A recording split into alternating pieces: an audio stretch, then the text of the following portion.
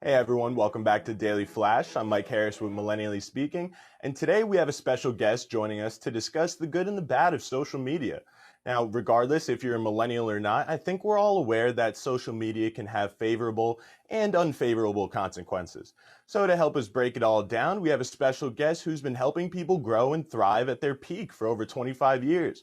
She's known as a resilience and recovery expert, empowering people with strategies and tools to navigate uncertainty, develop a growth mindset, and positive habits. So, to improve their performance, health, and well being, please welcome psychotherapist, life coach, and motivational speaker, Diana Zelvin. So Excited. let's talk about the good and the bad of social media. It fuels, the curiosity of what's going on in the world, but it also satisfies that same curiosity the more that, we scroll on social media. So in your professional opinion, what do you think are some of the biggest dangers of social media? I think you first have to understand that social media companies designed social media to keep us hooked and for them to make money.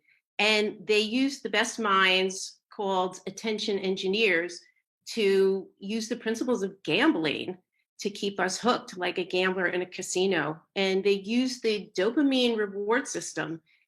Dopamine's a neurotransmitter in our brain that is part of the pleasure, motivation, and reward system. And when we go on our social media app and we get likes, we get followers, we get retweets, we get the surge in dopamine, we feel pleasure, and that's the reward to motivate us to do it again and again, which is very much like someone addicted to cocaine, heroin, or gambling because No the wonder. dopamine high doesn't last. And when you crash, you got to go back for more, another hit, more Like, I likes, more need more retweets, likes, I need more reposts, more followers.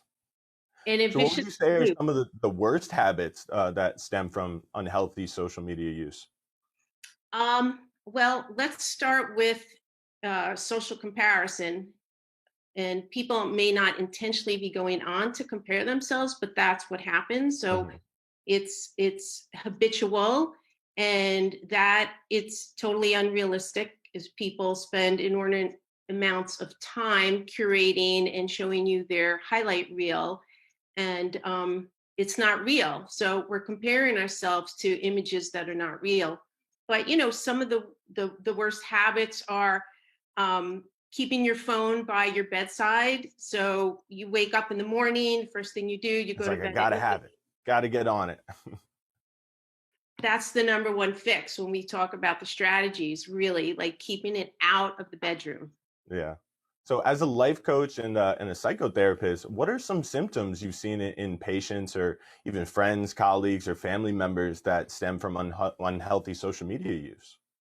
I think the number one thing is they're not present in life because it's mindless. Like it's out of our awareness. We're scrolling. So they're not in life. But the symptoms would be, or maybe the signs would be that you've lost hours of productivity for work.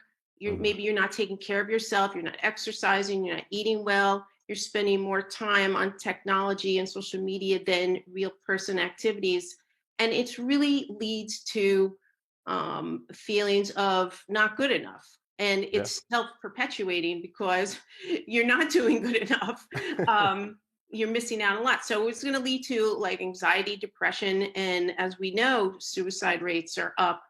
And some of those feeds, if you look on the people who have committed suicide, you'd never in a million years know they were depressed or anxious. So it's all smoke and mirrors. Yeah, it's tough. And like you said, social media moguls and developers have come out and mentioned how their platforms are psychologically designed to keep users engaged. So, I mean, of course, we don't want to feel stuck in being a victim to social media captivating our lives. So, what are some ways that users can combat the psychological manipulation and lead a healthier life on social media? That's my favorite question, is that you have to be intentional about it. First, it has to be in your awareness. What's not in your awareness, you can't change, right? So you Hmm. want to ask yourself, what function is this serving? And is this really address the values and the way I want to spend my time in my life? But as far as like practical advice, let's start with deleting apps, but that may be extreme for some people. Yeah. I mean, do we really need TikTok? I don't know, just saying. But then to be maybe a little more realistic, like let's keep the phone out of the bedroom. Like Mhm. that can be huge. Anything that makes it a step harder to do is going to keep you off it. And these new, not so new parental controls, even though Mhm. as a grown up you have to be more self-regulating, but they really can be valuable because they cause you to take extra steps to see how many hours you've been on, Yeah. you know, setting those limits for yourself. Um, And it make helps it, in like making us aware of, how much we're actually using these apps. I did a little math. Millennials on average use it 2 to 4 hours a day. Teenagers 7 to 9 a Wow. day. Right. That's So let's ridiculous. just That's say, like an entire workday right there. well, Gone. check this out. If Gone. it's someone your age, right, and you're on, let's say, average 3 hours a day, Mhm. that works out to 68 days of waking hours a year. That's 2 months of your life you have Of just scrolling. scrolling.